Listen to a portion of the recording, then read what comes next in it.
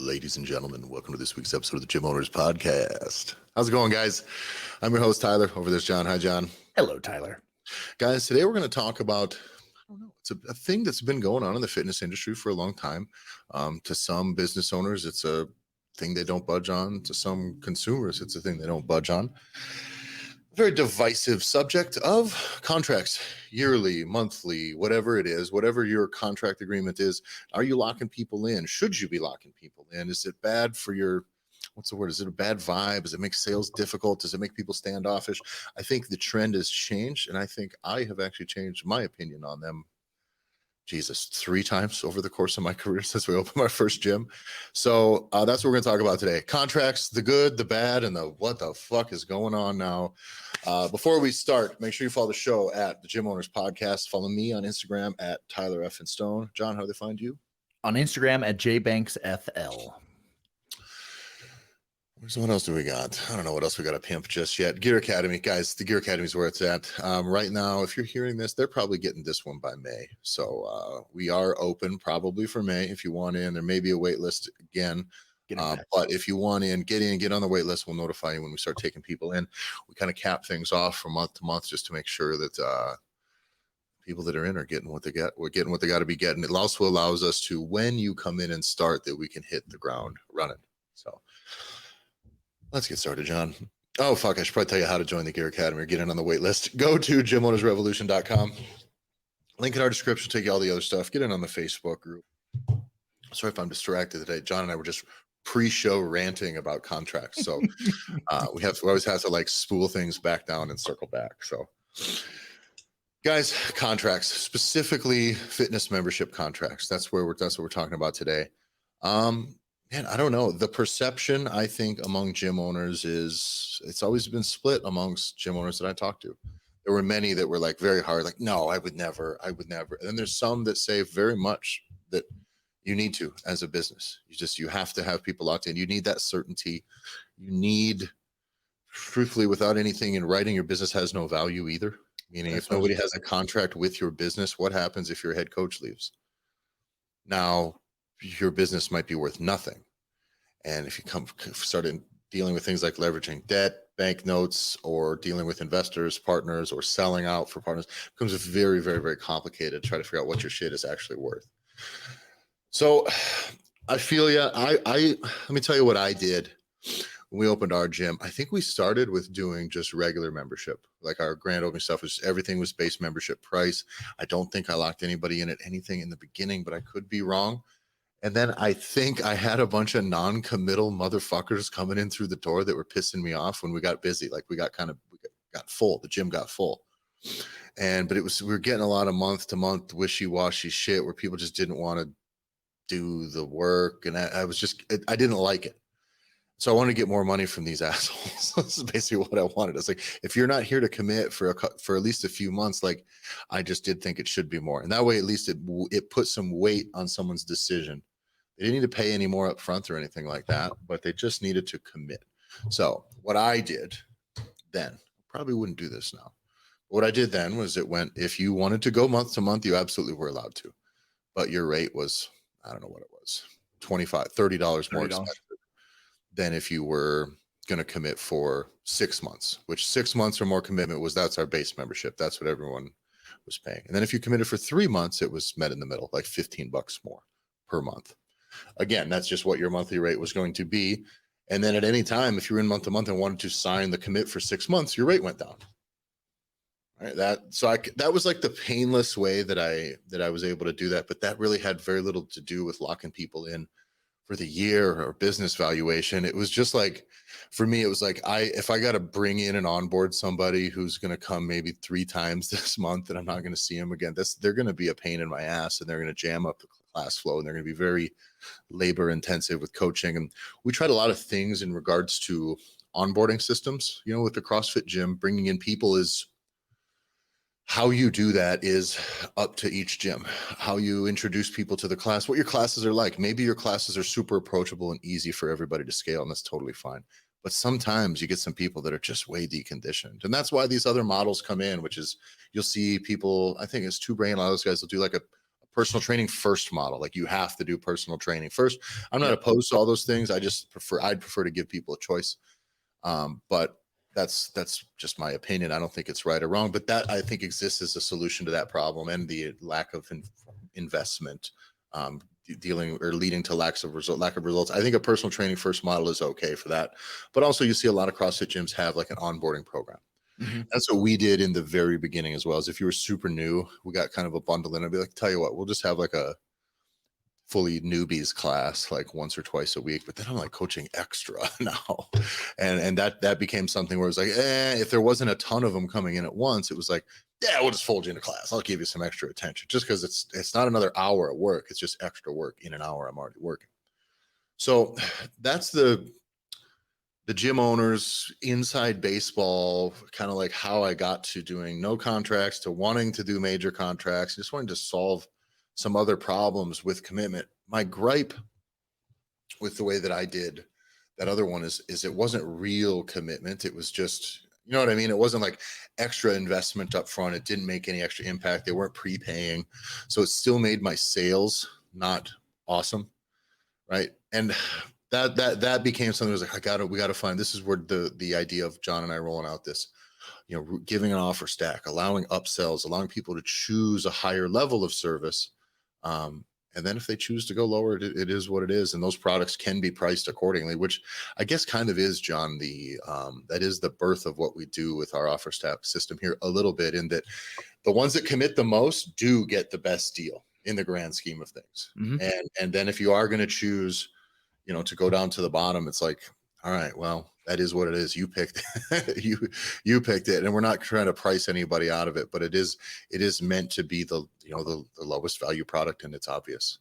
Well, and psychologically, the biggest difference is if you move away from that contract language from a consumer standpoint sucks. Mm-hmm. It's all legalese. It totally sucks. You know you're being fucked. You don't know where you're going to be in a year from now. I was a gym that I was involved with and saw from afar that was like they had a 2-year contract option. And sure as fuck, if I go into like their Google reviews, or I got like, as soon as I took a photo like around the gym, like locally, I started getting DMs from locals. And they're like, fuck those guys. Yeah. Like the gym moved locations and still wouldn't let us, like now they like move 5 miles away. So like in their contract, it has like, well, if you move, you still can't get out of your contract if you are like less than 15 miles away. Yeah. Like, so there's like, so it was so litigious that it just was like, in no way was it like, did it leave the consumer being like, yeah, no, this seems like it's for me. Like, this seems like this is totally. That's a big one for me, is what a 12-month contract means, right? What does it mean to the consumer? Because I know that around here, not to your fitness people, I don't mean what that means to your people who work out all the time, who have been coming to your gym for a year. It doesn't mean anything. They don't give a shit at all. They'll commit. They're already committed, guys. But what it means to, if you're trying to grow your gym, you need new people. You need to convince people to make a step into fitness. A lot of them have been jaded in the past, and honestly, most of the time, they're jaded by their own failures, first off.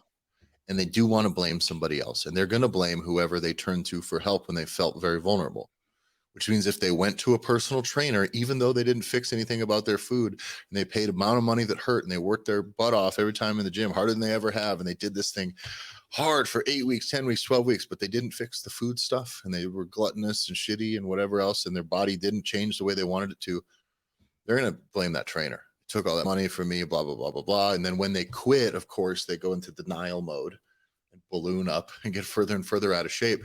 And they have to hate that person. They have to hate that gym, or whatever this is. So if you turn to, say, a 24-hour fitness gym, like that's the most common business models I see that have like a 12-month contracts, for sure. Sure. And I get it. You need the 12-month contract if you're a business, because Christ, at 20, 30, 40, 50 bucks a month, like it's just not even worth the resources to sell a person if you're getting $50 and then they can cancel in 3 weeks. That sucks. That's not even, you can hardly get a salesperson to take a meeting for that money.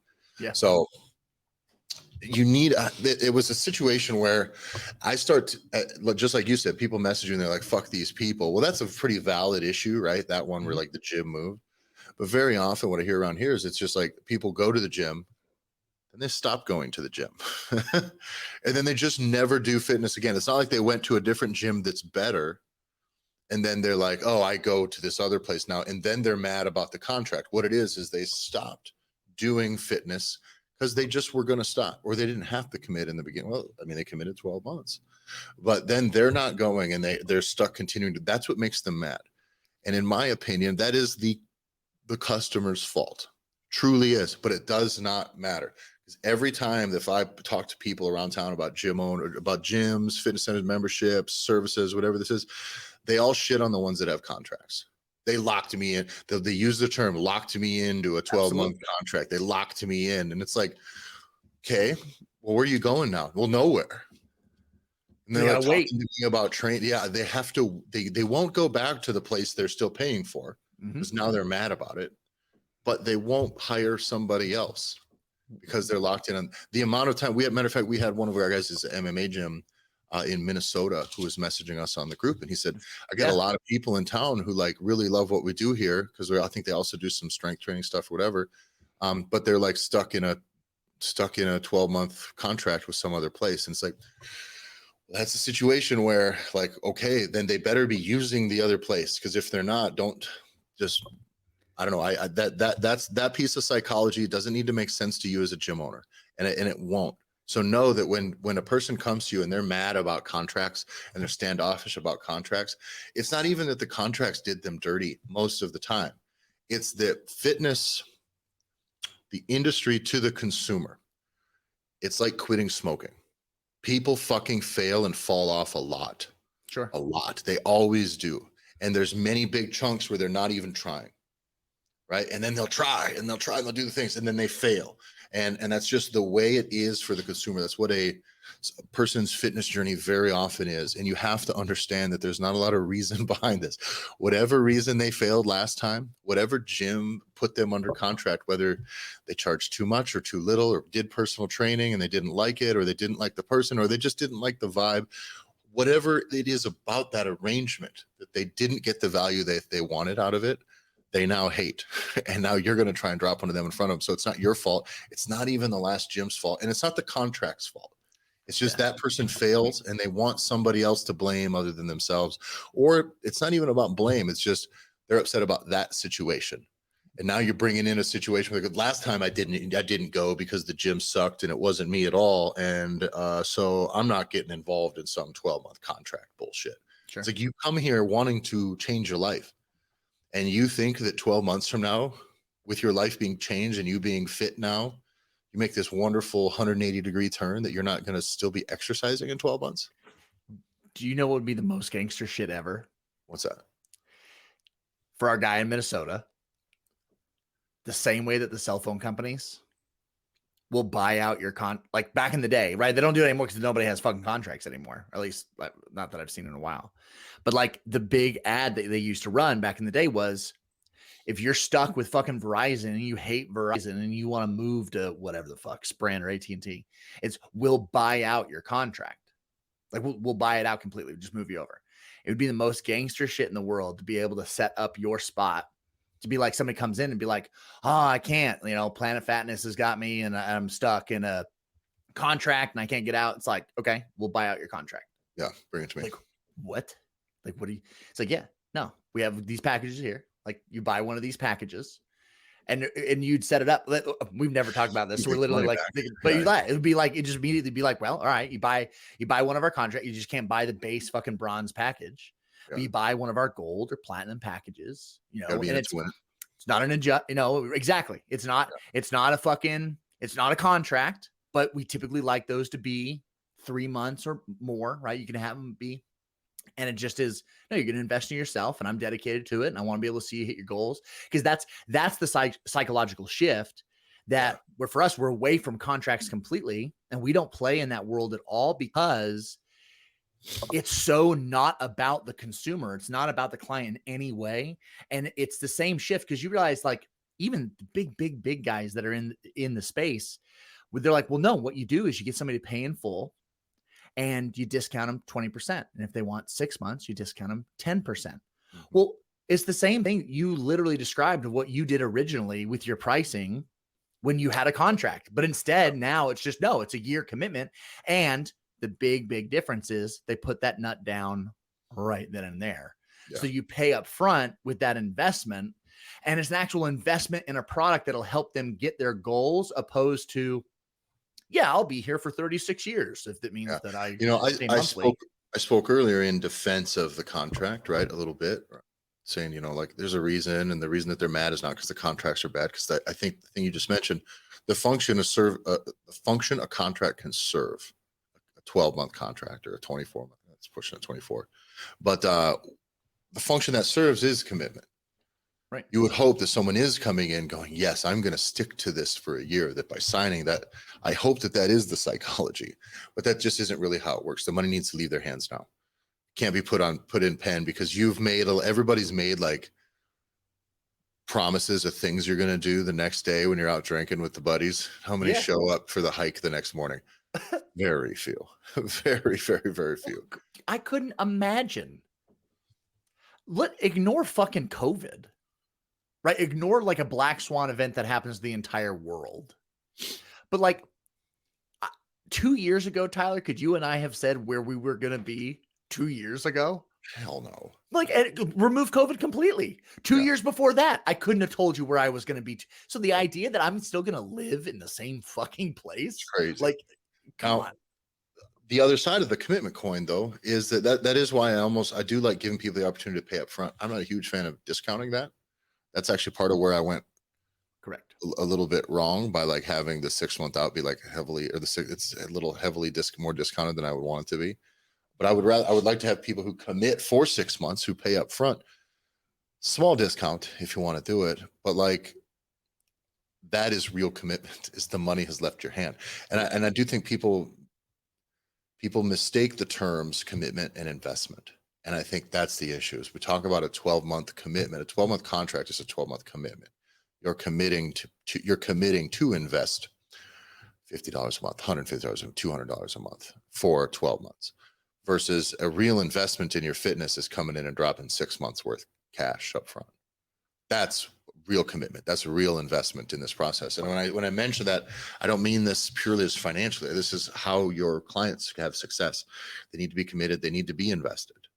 Right? So it should hurt. The ones that are, I will tell you this 100%, the clients of yours that will get the greatest results are the ones that spend the most money. Oh, every time. Hands down. And if they're not, you're underserving the people who you should be helping the most. And so like Megan, one of our personal training coaches, she just runs strictly PT. If I take a list of the 3 clients who have paid her the most money, they have combined lost 130 pounds. That's awesome. In 14 months. That's a lot of fucking weight for women. Like that's really incredible. But that is strictly a matter of investment. The people that come in and want to do 1 or 2 sessions a week and have all these lofty goals, but aren't committed and aren't really invested, they don't get as far as they need to. So on the other side of this, John, where are the trends at then with contracts? And we talked about what the client perception is. And I think the moment as a gym owner, you start talking, okay, so this agrees that you're going to pay, you even bring out a 12-month contract, 12-month agreement, people hate it for all the reasons we talked about in the past with how fine print sucks and fine print gets people's guard up. Things need to be as transparent as possible in 2023. They need to be. We've talked about the days of key fob fees and fucking, what is the other word? Activation fees and the things that a lot of gyms do just because they've always done them. Improvement fees. Improvement fees. Like, yeah. Or like, even someone was talking the other day about they in their contract run an annual, it would be like a inflation cost of living type increase. Could you imagine signing up for membership and them telling you, no, it's going to increase by 2% every year? Like, what, forever? Like, Jesus fucking Christ. Can it be 40? And then when it needs to be 45, so you're just going to tell me this is going to get, and I know the way the world works, but you have now like made this fucking sales process so complicated and stupid, and it's all about exceptions and how can we sneak around behind and grab a little bit of extra money just to cover our ass. It's like, well, I think you could just talk to me like a person or send me a fucking email when the membership needs to go up. But to just decide in perpetuity that things are going to go up year to year, I hate that too. But I think the trends, here's what you can do. Split test this. Run ads if you want to. I don't fucking care. Or simply tell people when they come in, do half and half for all I care. Let people choose. Do you want to commit? If you're a place that requires a 12-month commitment, okay, first off, you and I both know a lot of people don't pay for 12 months either. That's the amount of gyms, and we work with some franchise gyms that say this too. They also count those as their sales. So it's like, yeah, I mean, I sold $15,000 yesterday. It's like, well, no, you didn't. You know what I mean? It's like you sold $900, and I think a third of them are going to stop paying in 2.5 months. So you're right back where you were anyways. Whereas like what if you just gave them the option to pay 30% more per month and they just go month to month? You're probably still a net positive for your business. Now you're going to lack the commitment. They may not be as invested and they may not get results. They may not stick with it, but let them pick the terms, because what you do by forcing them into a contract is you take away their ability to choose. But there's a huge caveat here. And because it's consumer, everyone's mentality on earth is I can spend 30% more month to month, or I can spend 30% less for a contract and commit to the contract, commit to the 12 months, because everyone will take whatever the lowest price is. Yeah. Right. And this is the same psychology of don't tell me how much the car is. I don't care. What's my monthly payment? Yeah. My monthly payment. Don't interest rates. What? I don't care. No credit. Bad credit. No credit. Anything buys. Do you have a job? Do you make $2,000 a month? We got a car for you. Like, that's all that matters. All that I care. Can I make the monthly payment work? And so go ahead. I don't want to interrupt the where you're going, but that's where it's. I'm with you. But I think the word is out. It's always been that way. And I think that every gym owner now who has mentioned a 12-month contract is met with some shit. Oh, yes. You know that if it's not you, if it's your salespeople, the day once you start talking about the details of that, you hate it and they hate it. And that's why gym owners hate sales. The moment you try boxing people in like that, it sucks. And there's a better way. There is. That's the big one. It doesn't need to be this, and you're going to make more money. People are going to, by the way, people will willingly choose to pay big chunks of money up front if you give them a choice. That was the craziest thing, Tyler, when we started working with the franchises. And it was kind of before we started getting more franchises into the Gear Academy and working with them in one-on-one and as private clients, was those initial conversations where they were telling us their numbers. Oh, I was like closing 90%. We're like, oh my God, like this is insane. And then we kind of drilled just a little bit deeper. We're like, oh, wait a second. Like these are fake fucking numbers. Because it's truly fake business. And the way we uncovered that as through just asking questions and getting there was one of the pain points were the amount of people that by month 2.5, their credit card bounces, and then they never see them again. And so then it became like, well, why is that an issue though? Like you've got your money, right? And it's like, no. Like it's just, we view that, and we view the whole year at the point of the sale. I'm like, so as soon as we said, well, what if we could just eliminate that completely? And instead, we're just going to go to a point where if someone says they're going to spend $8,000 or $6,000 with you, you just get all $6,000 up front. And if they don't, then they fall into something that just works for them now. But at least that's the option, right? They have the option of doing it. And he's just like, oh, well, like that would be better. That would be better. Yeah. It's like, yeah, no fucking shit. It's going to be better. And so that's been the coolest thing to watch. Yeah. Is watching that like actually work, even though we know it works. And so that is where there is a way to do this better. And that was what was crazy to me, where I'm like, you realize, and this is all it took. And so have the same conversation with yourself mentally as well, which is you're fooling yourself if you think the only thing that you're putting in front of someone to buy is that monthly membership that has been discounted because it's a 12-month agreement or 6-month agreement or whatever, and it's contract based. And you allow somebody to buy that membership. If the person depending on the car that they're driving, the job that they have, how they hold themselves, the style of buyer that they are, the fact that they buy, they always get avocado added to their fucking Chipotle burrito, like fill in the blank, right? It's those consumers would have spent guaranteed 10 times more money with you at the point of sale if you gave them the opportunity to. And you just don't.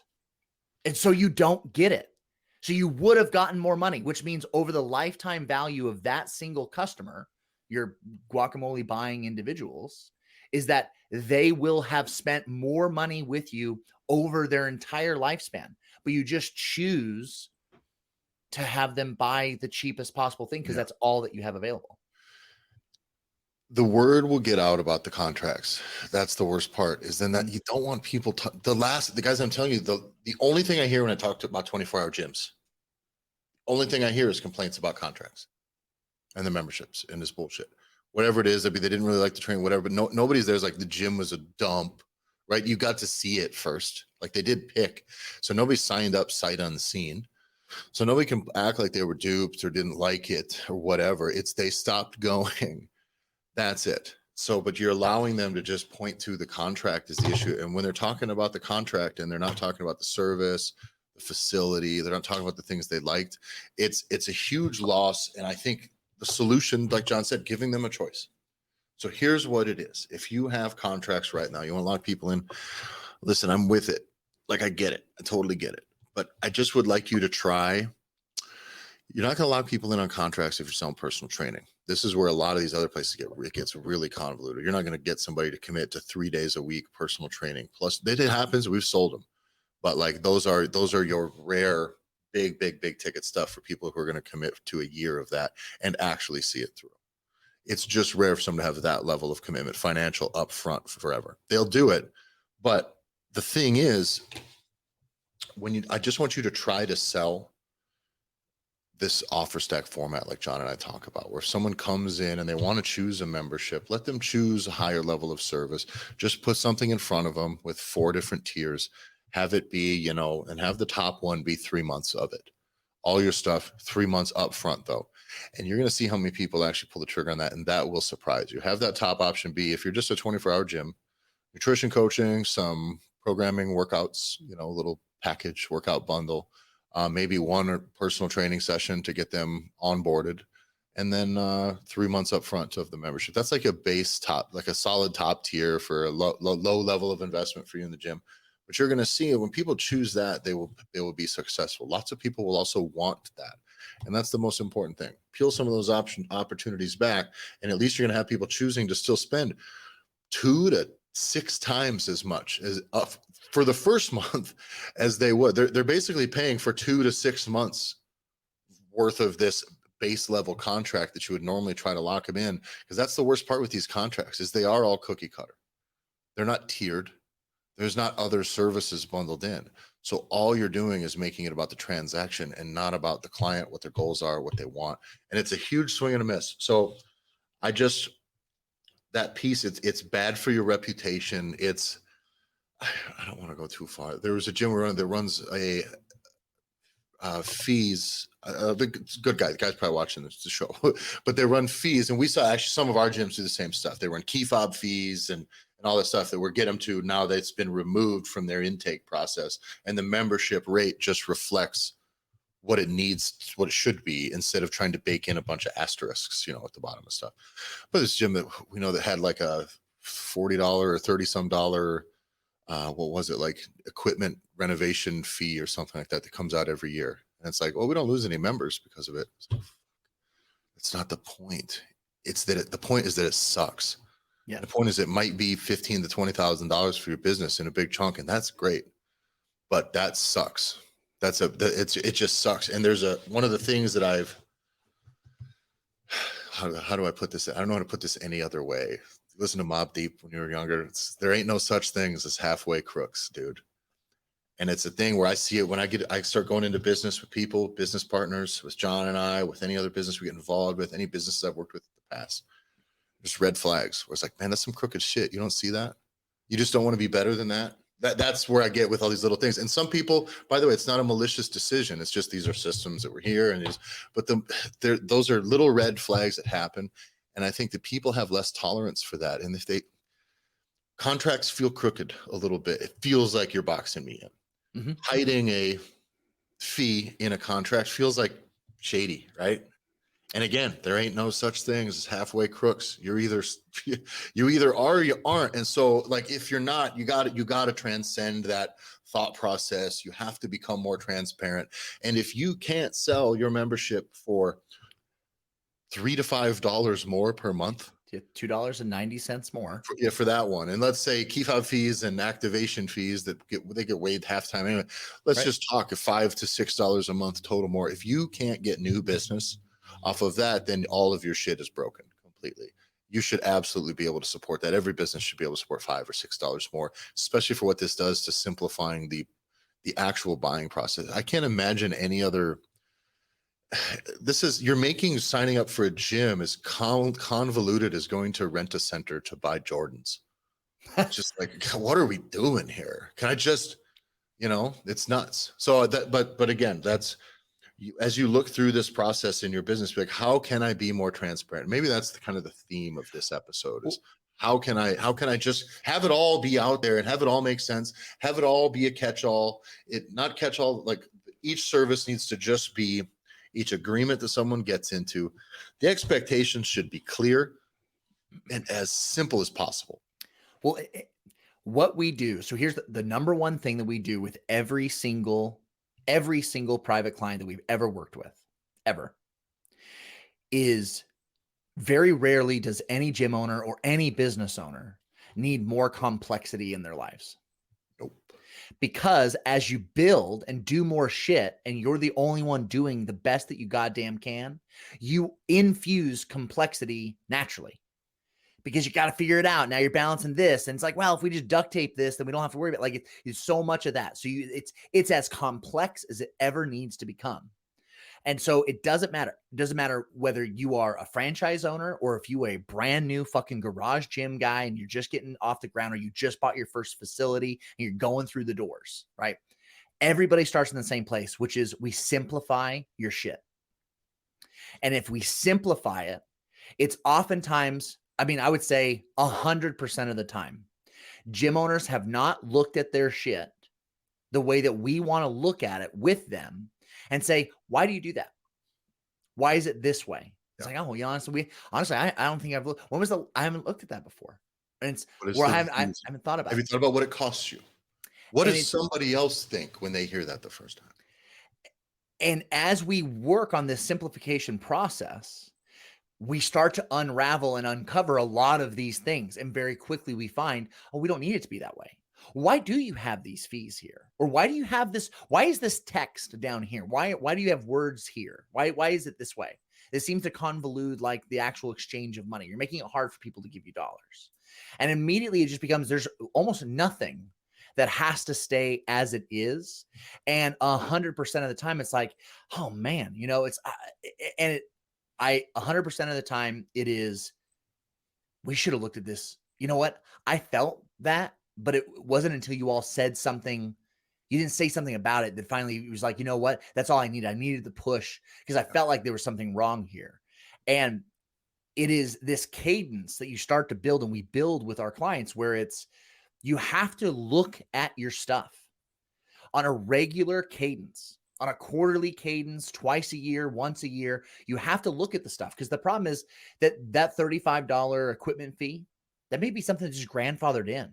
Yeah, it comes in, or it's always been there. Probably needs it. It's also great to have that money in a big chunk, but like there's other ways to do that if your price just is higher, to a universal price raise.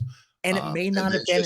And just set that money in escrow, have it sit aside somewhere so that you only access it once a year, or at least an emergency. This ends up being your fund. It's something, but it's got to be better than that, because by the way, the thing that, let's go the other way with this, John. Where do surprise fees like that, who do those people hurt the worst? Who do 12-month contracts hurt the worst? The poor people. Yeah, the people who live in people who with the least money. Mm-hmm. The people with the least money. That's it. And so, like, it's of no consequence for any of these other people who have the money to go month to month or to choose to spend. It doesn't matter. It doesn't move the needle with them at all. So it's like you're just kind of baking in. Remember, a system is what it does, not what it says it does. So what does this do? Right? It's just like it reminds me that type of stuff, the fine print language, it reminds me of like checking account late fees and shit like this. The way it's Oh. just so predatory, Mhm. where it's like you're just somebody who has no money, or even worse, like minimum balance account requirements for. Sorry, but a person who's going to have trouble keeping more than $50 in their checking account from time to time, and they get under, you're going to charge them a $20 fee. Like, that's fucking crazy. And you should go to jail or worse. Yeah. Not even jail. You should just have to answer to that when that person shows up at your door. Because I'll tell you, the way it works for a lot of these banks and things like this, you drag those people too far. Their solution to that problem is arson. Remember that. So fucking just play the game fucking on the level. That's all I ask. This is it's one of those fundamental things. Is this more complicated than it needs to be? And you know it when you're talking to someone through sale. Even worse, someone who wants to sign up, someone, and you just kind of have to keep giving them this information that they don't like. You're like, oh, 12 months, and then this, and then we have this fee, and then this, and then if you're under this age, this, and then, but if your spouse joins, they get this, and all these convoluted different tiers of overly discounted, blah blah blah. Fucking fuck all of that. Like it's all got to go. You need to simplify it. If you can streamline your stuff to the point where you can make a sale via like some head nods and pointing and like just use a credit card, like that's it. It should be that transparent. And then everything else can be expectations on gym behavior, and we'll kick you out if you do this, and we won't kick you out if you do that. Let's do all that after. But anything that's got to be baked into that contract is smells nefarious to me. It always does. And even if it's not, like John said, it just exists as a solution to a problem. A solution to a problem that it once existed that you could solve in this way, and it didn't bother people. But we used to, when people got sick, just do bloodlettings and cut off limbs and shit. You know what I mean? And we used to, if a girl was like, if a woman was too sexy, we'd just burn her at the stake. But you know what? We've got better ways to figure these things out now. We don't do that anymore. We don't do that anymore. Yeah. And that's where I'm at with contracts. It's like, hey man, if you can sell them and do them, great. I don't know the place. I don't know the place where I would do it. I guess, to be honest with you, I don't know where I would do a 12-month contract in fitness business. I don't know. To still take the minimum payment, that I don't understand. Yeah, just to like, because there's another piece, and I'll be very quick because we're getting close to the end here. But it's the other piece that I don't understand is you are completely allowing someone that buys something and pays like the minimum amount for like 12 months. You're missing the opportunity for them to like reinvest in themselves. Especially if somebody's like a personal training client, like they have to be a very unique person, a very unique situation. Even if they're going to pay like pay in full for the year for personal training, and they drop all that money all at once, like the effort, what you now have just done to yourself to do that is, yeah, it's great to get a bunch of fucking money up front, but you now have to be a goddamn ace when it comes to like getting them psychologically reinvested and wanting to do the next thing and staying on their goals or staying on their targets. Like, it is the same reason why it's probably good. Like, why would you ever buy 4 pairs of shoes at the beginning of the year? Unless there's a fucking sale. Yeah. Like, most folks they're gonna buy a pair, and then a little bit later, because now they're gonna go fucking rock climbing, or they're gonna do some other new shit, they'll buy some more equipment, they'll buy some more stuff that allows them to reinvest. Like, it's a very unique thing to be able to just go in and pay minimum, to not allow people to have the opportunity to reinvest in new goals, in new targets. Like, you take that away from them. That's right. what I think, is you take away the excitement of continuing to move on. Now, this isn't to say that your payments should be not recurring. No. That there shouldn't be in the agreement that is signed that you need notice before cancellation. However you do that, I'm okay with too. I used to do like 2 weeks before the billing cycles. Like, if you got to me 5 days before the end of your thing, it really depended on how much I liked you, whether or not I would do that beforehand. And if some people were, I would just Send them, sure thing. I'll get it rolled in after this next payment. Here was the deadline. We're all good to go. And sometimes I get pissy and you make it right. And sometimes I don't. But that's always why, again, the moment I was introducing those types of caveats, the moment I'm having to enforce on either side of this, you're a fucking dickhead in your business then. You know what I mean? You're just like doing it. Yeah, I don't know. You're just not doing it right. I've worked with people in business whose sole goal is to get things right. It really is. What's the right way for us to handle this? Just what is right? And I think that there's not enough of that. I've worked with a lot of people who it's only what is right for me? What is right for me? What is right for me? I don't give a shit about these people. Fuck these people. I worked with some people who care the least about the people that they work with ever. They work for them, work with them. People who they serve, they don't give a shit about them at all. Say those people exist too. So which one are you? And there ain't no such things as halfway crooks, guys. Thanks for listening, everybody. We'll see you next week. Don't be a crook. Figure out, streamline your stuff. That's what I want you to do. Go through that. Can I make this less complicated? Can I make this less off-putting? How many of these little barriers? Go talk to people. You should be doing sales. You should be talking to people. You know? When things come up, are you aware of how people are responding when you start talking commitments, contracts, fees, all this stuff? Or can we just flat rate? I guess that's kind of where this sums up for me is I want a flat rate and I want people to choose along a continuum of flat rates. That's what I want. Take the good with the bad. That's the name of the game for me. So thanks for listening. Streamline your shit. Go to gymownersrevolution.com, get on the waiting list for the Gear Academy so we can get you rocking and rolling by the summer. If you want to make a big change in your business from marketing to running ads, we got some bundles now where we've got guys coming in and we're helping set up with their content, full ad stuff. So you can kind of level up within the Gear Academy and start running ads with our dude who is helping guys kill it. So let's get your offer in place. Let's get your shit less complicated. Let's get your business running smoothly and ethically in a way that's going to serve you and your clients. And then we can start really, really scaling things up. So that's what we got within the Gear Academy. We've got a bunch of exciting shit coming up in the Facebook group. Link is in the description there below. Follow the show at the Gym Owners Podcast on Instagram. Follow me at Tyler F. and Stone, Tyler EFF Iron Stone, and follow John at JBanksFL on Instagram. Groovy. Thanks for listening, everybody. We'll see you next week.